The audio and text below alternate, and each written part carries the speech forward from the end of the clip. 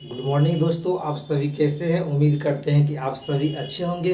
जैसा कि मैंने पहले वाले जो क्लास था उसमें दो क्वेश्चन दिए थे। क्वेश्चन था कि भारत का प्रथम परमाणु संयंत्र कहाँ स्थापित किया गया था, जिसका सही आंसर था तारापुर।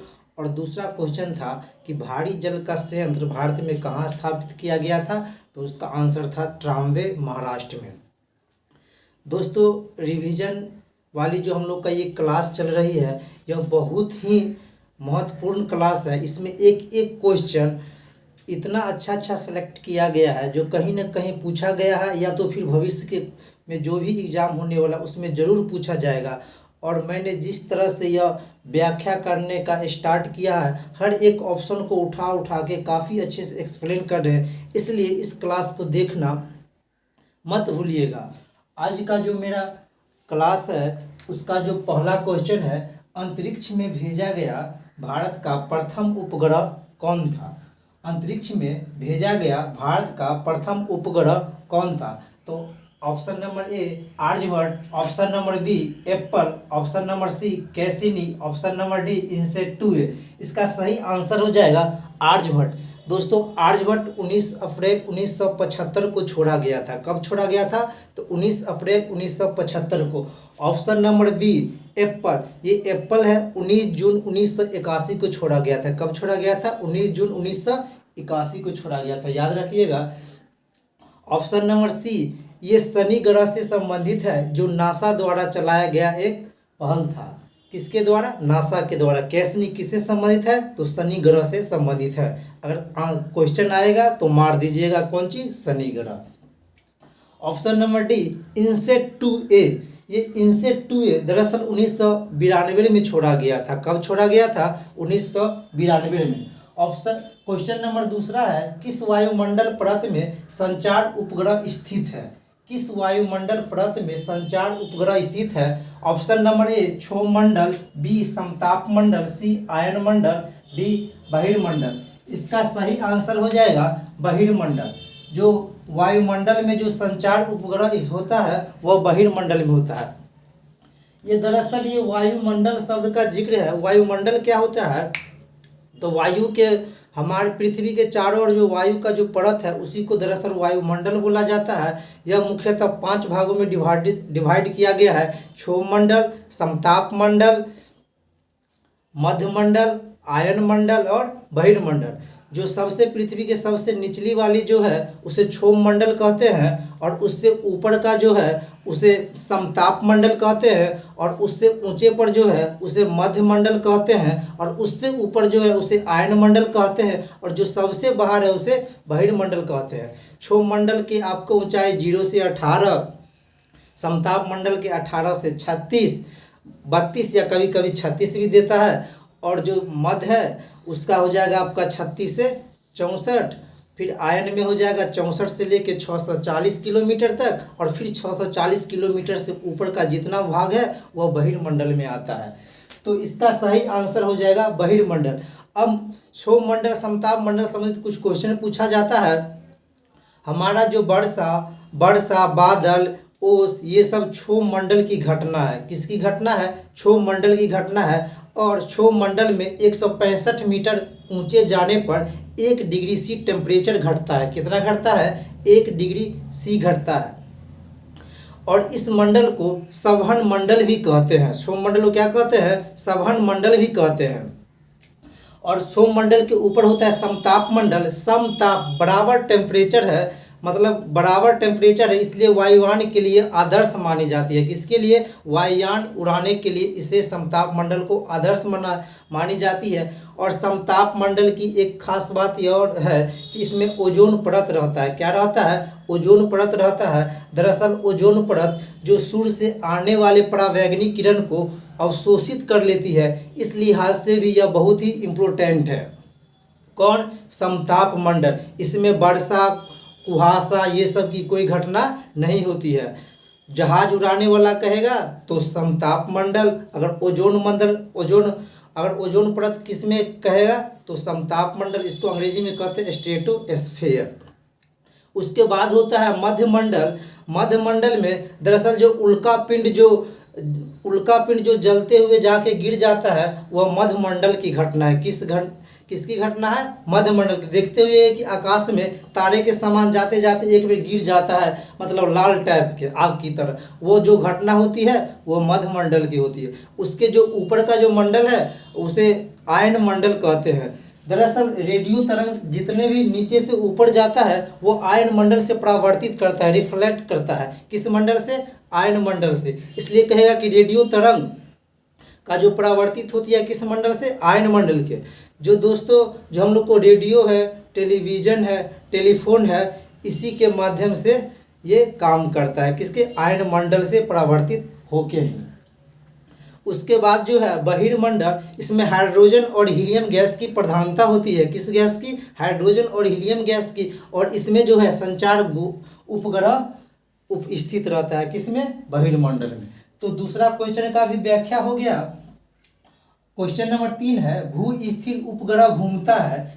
ऑप्शन नंबर ए किसी भी ऊंचाई पे, ऑप्शन नंबर बी स्थिर ऊंचाई पे, ऑप्शन नंबर सी ध्रुव पे, ऑप्शन नंबर डी द्रव्यमान पर निर्भर करता है। तो इसका सही आंसर हो जाएगा स्थिर ऊंचाई पर। भू स्थिर उपग्रह जो होता है दरअसल 36,000 किलोमीटर ऊंचाई पे रहता है। कितने पर? 36,000 किलोमीटर ऊंचाई पर। ये द्रव्यमान पे डिपेंड नहीं करता है, ये ऊंचाई पे डिपेंड करता है, वो भी कितना? 36,000 किलोमीटर। और इसका जो परिक्रमण काल है वो पृथ्वी के समान ही 24 घंटा है। कितना है? 24 घंटा। क्वेश्चन अगर पूछेगा भू स्थिर का जो परिक्रमण काल है तो कितना मानिएगा? 24 घंटा।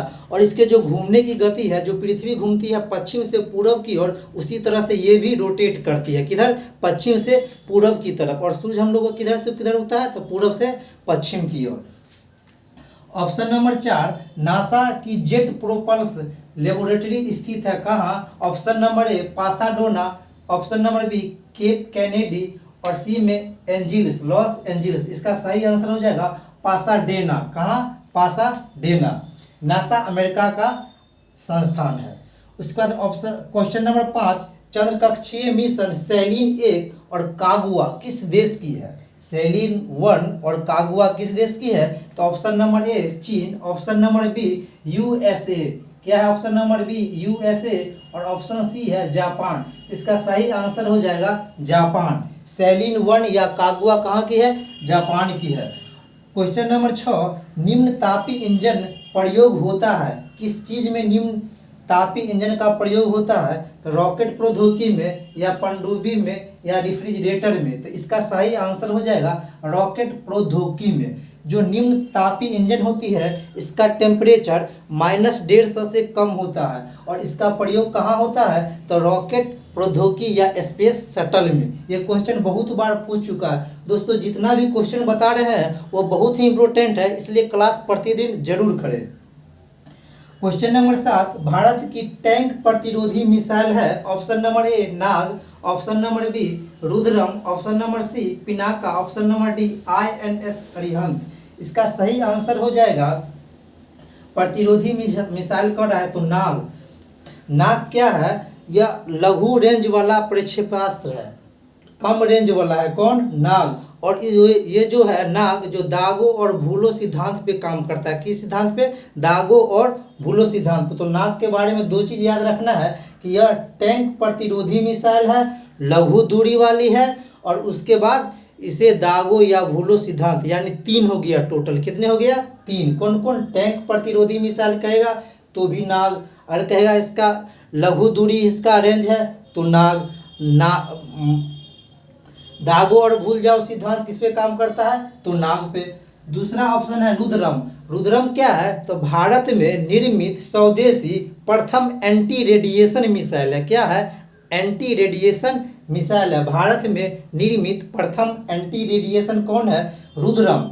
Option number C Pinaka. Pinaka क्या है? दरअसल यह मल्टी बैरल रॉकेट लॉन्चर है। क्या है ये? Multi barrel rocket launcher. क्या है? Multi barrel rocket launcher. याद कर लीजिएगा। Option number D INS Arihant.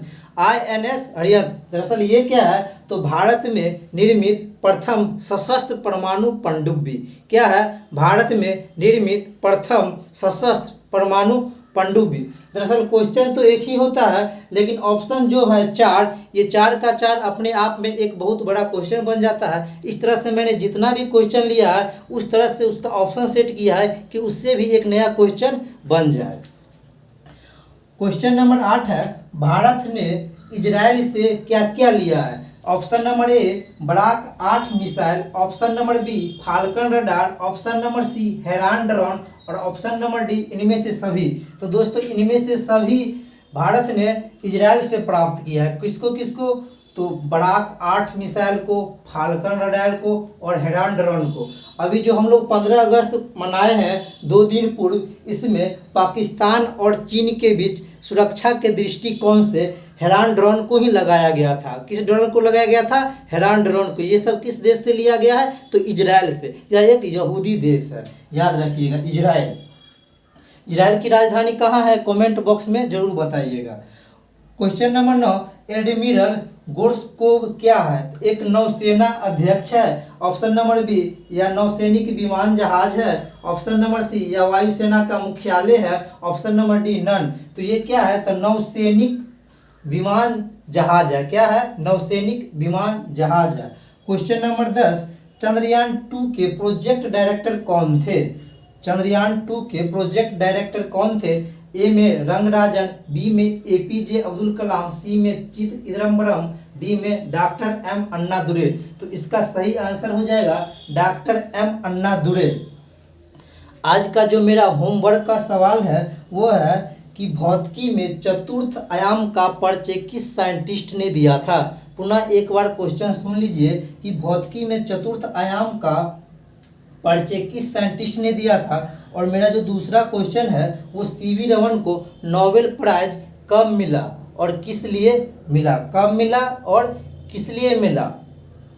दोस्तों ये जितना भी क्वेश्चन है बहुत ही इम्पोर्टेंट है। आपको भले देखने में लग रहा है कि 10 ही क्वेश्चन है, लेकिन इससे 30-40 क्वेश्चन डेली क्रिएट होता है और सारा का सारा इतना इम्पोर्टेंट है, इतना इम्पोर्टेंट है कि आप परीक्षा देने के लिए जाइएगा तो पता चले जाएगा इसका क्या वैल्यू है। इसलिए एक भी क्लास न छोड़े। धन्यवाद।